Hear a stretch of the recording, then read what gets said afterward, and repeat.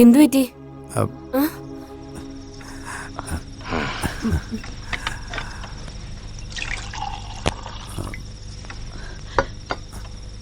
ഇതാ കുടിക്ക.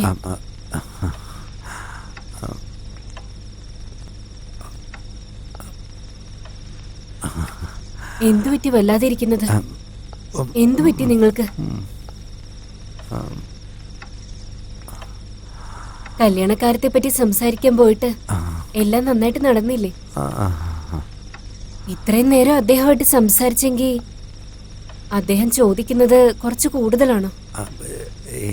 സ്ത്രീധനം എന്തെങ്കിലും ഒരുപാട് ചോദിച്ചു അദ്ദേഹം? എനിക്കറിയാം, അദ്ദേഹത്തെ കാണുമ്പോഴേ മനസ്സിലാവുന്നുണ്ട്. വളരെ നല്ല ആളാ അദ്ദേഹം. നിറകുടം തുളുമ്പില്ല എന്ന് പറഞ്ഞു കേട്ടിട്ടില്ലേ? കല്യാണം എപ്പ നടത്താന്ന് അദ്ദേഹം പറഞ്ഞു. ആ, അവള് ഉറങ്ങിയല്ലോ. ഇത്രയും നേരം കല്യാണത്തെ പറ്റി തന്നെ സംസാരിച്ചിരിക്കുവായിരുന്നു അവള്. സ്നേഹിച്ച ആളെ കല്യാണം കഴിക്കാൻ പോകുന്ന സന്തോഷത്തില അവള്. കല്യാണ പെണ്ണല്ലേ അവള്. ഒരമ്മയായിട്ട് ഇതൊക്കെ കാണുമ്പോ എന്തുമാത്രം സന്തോഷമുണ്ടെന്ന് അറിയോ? പിന്നെ കല്യാണത്തിന് ശേഷം നിങ്ങൾ കണ്ട സ്വപ്നമൊക്കെ നടക്കാൻ പോവല്ലേ?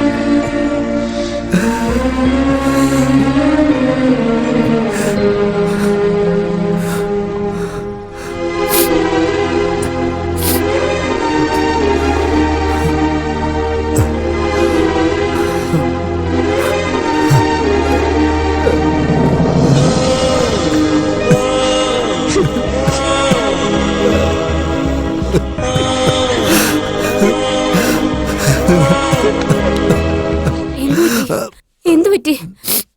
നിങ്ങൾക്ക് എന്താ പറ്റി? പറയേ. എനിക്കറിയാം നിങ്ങൾക്ക് ഇതൊന്നും സഹിക്കാൻ പറ്റുന്നില്ലെന്ന്. കല്യാണത്തിന് ശേഷം നമ്മുടെ മോള് ഇവിടെ ഉണ്ടാവില്ലെന്നുള്ള സങ്കടമല്ലേ നിങ്ങൾക്ക്? എനിക്കും അങ്ങനെ തന്നെയാ. മനസ്സാകെ തകരുന്ന പോലെയാ. ഞാൻ കാര്യമാണെങ്കിൽ നിങ്ങള് എന്നെക്കാൾ കൂടുതൽ സങ്കടപ്പെടുമെന്ന് വിചാരിച്ചിട്ട് എന്റെ ദുഃഖം ഞാൻ മനസ്സിലൊതുക്കി. ദീപു ഇനി ഈ വീട്ടിലുണ്ടാവില്ലല്ലോ. നമുക്ക് കാണണമെന്ന് തോന്നുമ്പോ നമുക്ക് അവളെ കാണാൻ പറ്റില്ലല്ലോ. സംസാരിക്കണമെന്ന് തോന്നുമ്പോ സംസാരിക്കാനും പറ്റില്ല.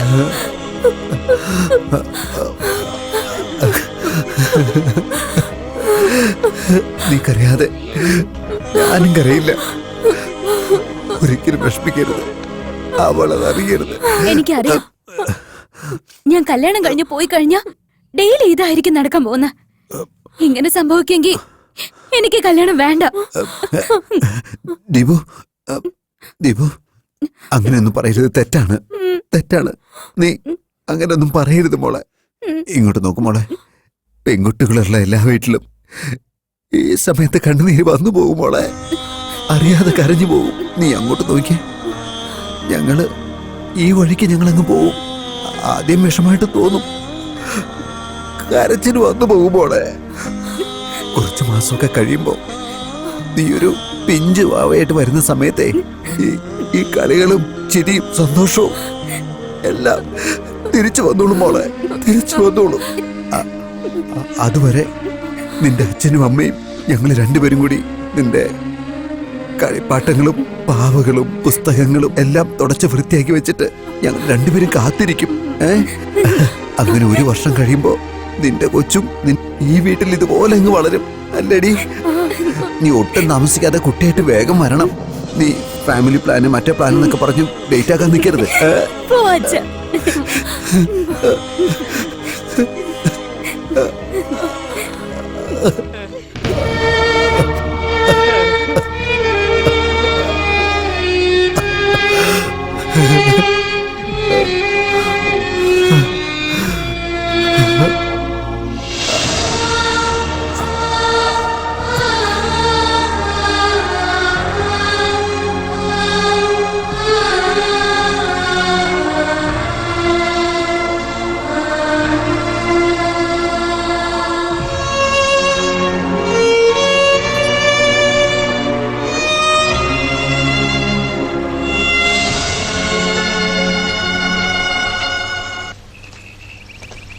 കാർത്തി, ഈ അമ്പലത്തില് വെച്ചാ എന്റെ അച്ഛന്റെ അമ്മയുടെ കല്യാണം നടത്തിയത്. ഓ അത് ശരി.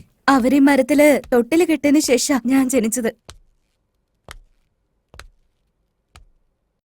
അപ്പോ ഇവിടെ എന്താഗ്രഹിച്ച് കെട്ടിയാലും അത് സാധിക്കുമല്ലേ? ഉം. താൻ എന്തെങ്കിലും ആഗ്രഹിച്ച് ഇവിടെ കെട്ടിയിട്ടുണ്ടോ?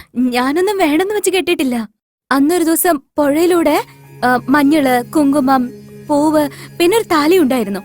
കുങ്കുമം നെറ്റിയിൽ വെച്ചു, പൂവ് തലയിൽ വെച്ചു, പിന്നെ താലി ഇവിടെ കെട്ടിവെച്ചു. അത് വെള്ളത്തിൽ ഒഴുക്കി വിട്ടത് ആരാന്നറിയോ? അറിയില്ല. ഞാനാണ്. എല്ലാ വർഷവും എൻ്റെ അമ്മയുടെ ഓർമ്മ ദിവസത്തിനന്ന് ഞാനിതെല്ലാം വെള്ളത്തിലൊഴുക്കും.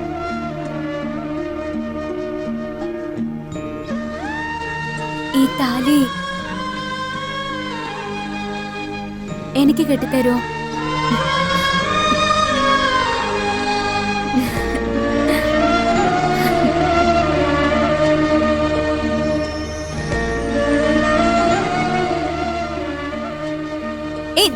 ഇപ്പൊ തന്നെ നീ മാറിക്കേ. അങ്കിൾ അമ്മേ, അമ്മേ, അമ്മേ.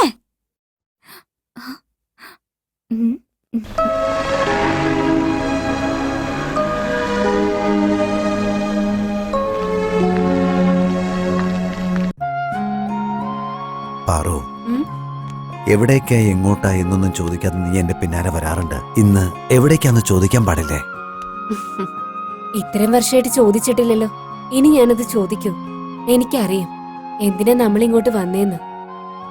ദീപുവിന്റെ കല്യാണക്കാര്യം, നമ്മുടെ സ്വപ്നം, ആഗ്രഹം ഇത്രയും പെട്ടെന്ന് നടക്കുമെന്ന് ഞാൻ ഓർത്തതേയില്ല. ദൈവം നമ്മളെ കൈവിടില്ലേട്ടാ. കറക്റ്റല്ലേ പറഞ്ഞത്? നമ്മുടെ ദീപുവിന് ഇത്രയും വേഗം മംഗല്യഭാഗ്യം ലഭിച്ചതിന് എനിക്ക് ഒരുപാട് സന്തോഷമായി ഏട്ടാ. എന്തു പറ്റിയേട്ടാ? എന്താ വല്ലാതെ ഇരിക്കുന്നെ? ഓ, ദീപുവിന്റെ കല്യാണം കഴിഞ്ഞിട്ട് അവള് നമ്മളെയൊക്കെ വിട്ടു പോകുന്നുള്ള പേടി, അതോർത്തിട്ടുള്ള സങ്കടമാണല്ലേ? എന്താ വല്ലാതെ ഇരിക്കുന്നെ? നിങ്ങൾ ഇങ്ങനെയൊന്നും അല്ലല്ലോ. എന്തു പറ്റി?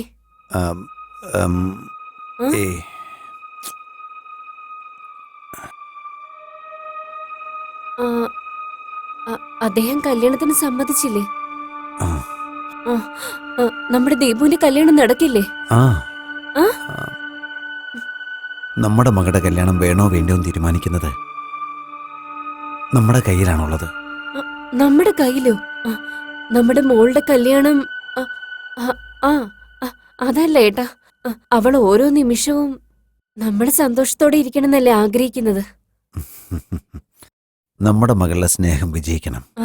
അവള് സ്നേഹത്തോടുകൂടി ചെറുക്കന്റെ വീട്ടിൽ കാലെടുത്ത് വെക്കണമെന്നുണ്ടെങ്കിൽ, കാലെടുത്ത് വെക്കണമെങ്കിൽ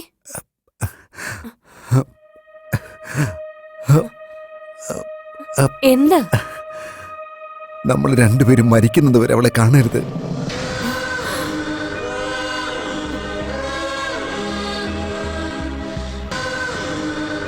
നമ്മൾ മരിക്കുന്നത് വരെ നമ്മുടെ മോളെ നമ്മൾ കാണാൻ പാടില്ലെന്നോ? എന്താ ഏട്ടത്? എന്തിന്? ആരാ ഇതൊക്കെ പറഞ്ഞ്? ആരാ പറഞ്ഞെന്ന്? കാർത്തികിന്റെ അച്ഛൻ. കാർത്തികിന്റെ അച്ഛനോ? അദ്ദേഹം എന്തിനിങ്ങനെയൊക്കെ പറയുന്നേ? നമ്മുടെ ദീപുവിനെ കണ്ടിട്ട് എന്റെ മരുമകളെന്ന് സന്തോഷിച്ചല്ലേ അദ്ദേഹം? അദ്ദേഹം എന്തിനിങ്ങനെ പറഞ്ഞ്? നമ്മുടെ ദീപുവിന്റെ കല്യാണം കഴിഞ്ഞതിന് ശേഷം നമ്മൾ അവളെ കാണരുതെന്ന് പറയാന് മാത്രം എന്താ കാര്യേട്ടാ? എന്താ കാര്യേട്ടാ? പറയേട്ടാ, എന്താ കാര്യന്ന് പറയ്. ദയവ് ചെയ്തൊന്ന് പറ. അതിനൊരു കാരണമുണ്ട്.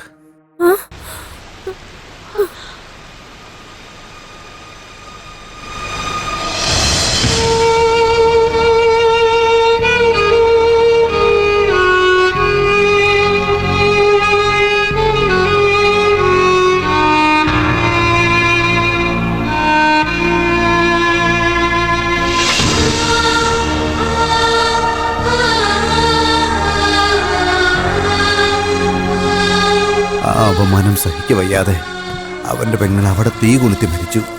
അന്ന് നടന്ന സംഭവത്തിന് ശേഷം കാർത്തിക്കിന്റെ അച്ഛന്റെ ദേഷ്യം നമ്മുടെ വംശം തന്നെ ഇല്ലാതാക്കുന്നതിന് വേണ്ടി ഞങ്ങളുടെ വീടിന് തന്നെ തീ വെച്ചു. പക്ഷേ വിധി എന്നെ അവിടുന്ന് രക്ഷിച്ചു. എന്നോ നടന്ന സംഭവം. ഇപ്പൊ നമ്മുടെ മകളുടെ കല്യാണത്തിന്റെ പേര് പറഞ്ഞ് എന്റെ അടുത്ത് നിബന്ധന വെച്ചിരിക്കുക. മനസ്സിലെ വൈരാഗ്യവും പകയും വളർത്തി വെച്ചിട്ട് അവർക്ക് ക്ഷമിക്കാനുള്ളൊരു മനസ്സ് പോലുമില്ല. കല്ലുവെച്ച മനസ്സുമായിട്ടാണ് സംസാരിക്കുന്നത്. അവർക്ക് ഒരൊറ്റ കണ്ടീഷൻ മാത്രമേ ഉള്ളൂ: നമ്മൾ ജീവനോടെ ഇരിക്കുന്ന കാലം മുഴുവൻ അവളെ കാണരുത്, അല്ലെങ്കിൽ നമ്മുടെ മോളുടെ മനസ്സിൽ നിന്ന് കാർത്തികനെ പറിച്ചു കളയണം. വേണ്ട ഏട്ടാ, അങ്ങനെയൊന്നും നടക്കാൻ പാടില്ല. ഇതില് നിങ്ങൾ തെറ്റൊന്നും ചെയ്തിട്ടില്ല. ദീപു എന്ത് തെറ്റോ ചെയ്തേ? ദേ നോക്കി, നമുക്ക് ഒരു കാര്യം ചെയ്യാം. നമുക്ക് ആരുടെയും കണ്ണിപ്പെടാതെ ദൂരെ എവിടേക്കെങ്കിലും പോയാലോ? അവളെ വിട്ട് ദൂരെ പോയി നമുക്കെങ്ങനെ സ്വസ്ഥമായിട്ടിരിക്കാൻ പറ്റും? ഒരിക്കലല്ലെങ്കിൽ മറ്റൊരിക്കൽ നമുക്കവളെ കാണേണ്ട ഒരു സന്ദർഭം ഉണ്ടാകും. അല്ലെങ്കിൽ നമ്മുടെ ദീപു നമ്മളെ തേടി വരും. അങ്ങനെ എന്തെങ്കിലും സംഭവിച്ചാൽ പകയും വൈരാഗ്യവും വെച്ചുകൊണ്ടിരിക്കുന്ന ഇവര് അവളെ വെറുതെ വിടും തോന്നുന്നുണ്ടോ? അങ്ങനെ സംഭവിക്കരുത്. നമ്മുടെ മോളുടെ ജീവിതം നമ്മളായിട്ട് ഇല്ലാതാക്കരുത്. വേണ്ട.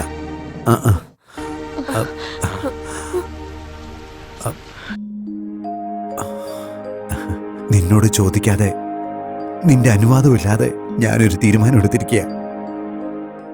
എന്റെ കൂടെ വരുമോ നീ? എന്ത് ചോദ്യം ചോദിക്കുന്നേ? വരൂന്ന് ചോദിക്കുന്നു. നിങ്ങളുടെ കാൽച്ചുവട് മാത്രം നോക്കി തല കുനിച്ച് വന്നവളല്ലേ ഞാൻ. നിങ്ങൾ പറയുന്നത് കേൾക്കാതിരിക്കോ? തീർച്ചയായിട്ടും വരാൻ ഞാൻ. എന്റെ കുടുംബം ചെയ്ത തെറ്റിനെ ഞാൻ മാത്രമല്ല അനുഭവിക്കേണ്ടത്. ഒരു തെറ്റും ചെയ്യാത്ത നീ എന്തിനാണ് അതൊക്കെ അനുഭവിക്കുന്നത്? എന്താ ഏട്ടാ ഇത്?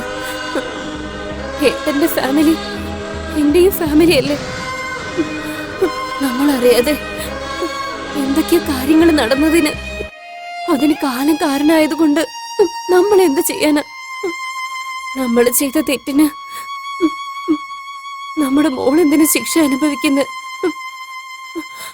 നോക്കിയേ, നിങ്ങൾ എന്ത് തീരുമാനം എടുത്താലും അത് ശരിയായിരിക്കും. പക്ഷേ അത് എന്താ? ദീപുവിനോടും കാർത്തിക്കിനോടും പറയാതെ നമ്മള് ദൂരേക്ക് പോകുന്നത്. കാർത്തി ദീപുവിന്റെ കണ്ണിലൂടെ നമ്മൾ രണ്ടുപേരെയും കാണുന്നുണ്ട്. നോക്ക്, അവൻ ദീപുവിനെ നമ്മൾ രണ്ടുപേരും ഇല്ലാത്തതിന്റെ കുറവ് നികത്തിക്കൊണ്ട് അവൻ സ്നേഹിക്കും. കറക്റ്റ് അല്ലേ അത്?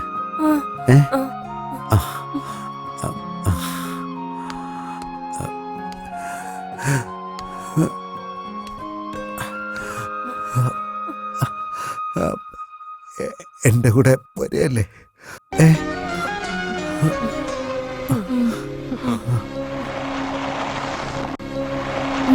സ്കൂട്ടർ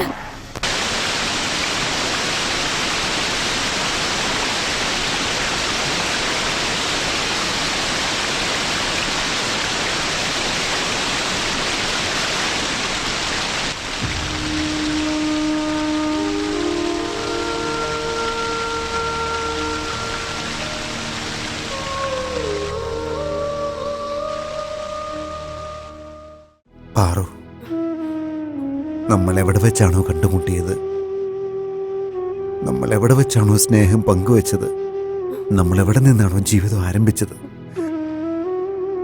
ഇപ്പോ അതേ സ്ഥലത്ത് വെച്ച് തന്നെ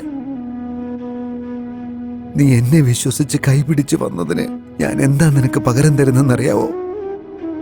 എന്നെ പോലുള്ള ഒരാളെ ഒരു സ്ത്രീക്കും പിന്നെ കിട്ടരുത്. ഞാൻ വലിയ പാപിയാ. അങ്ങനെയൊന്നും പറയരുത്. ഞാൻ ഒരുപാട് പുണ്യം ചെയ്തവള. നിങ്ങളുടെ കൂടെ 100 വർഷം ജീവിച്ച സന്തോഷം എനിക്ക് കിട്ടിയിട്ടുണ്ട്. കരയല്ലേ, കരയല്ലേന്ന്? അയ്യോ, കരയരുത്, കരയരുത്.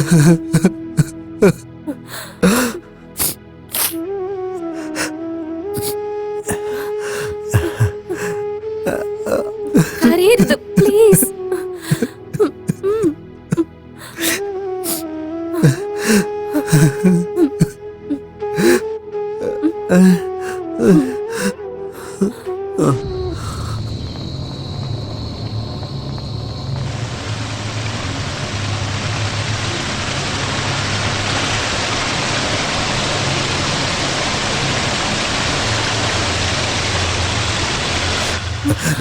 നിക്ക്.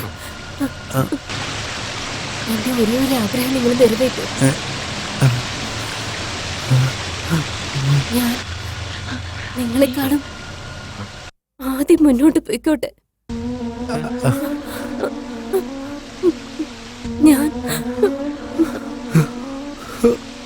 സുമംഗലിയായിട്ട്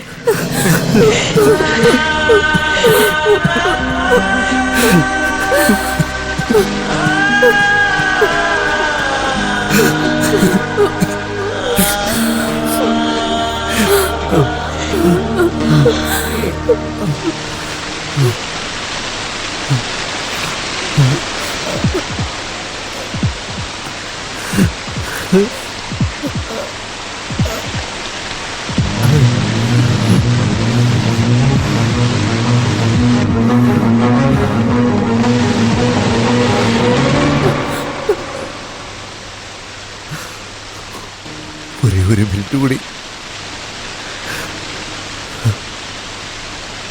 കാർത്തി, ദീപു, ദീപു, കാർത്തിക്.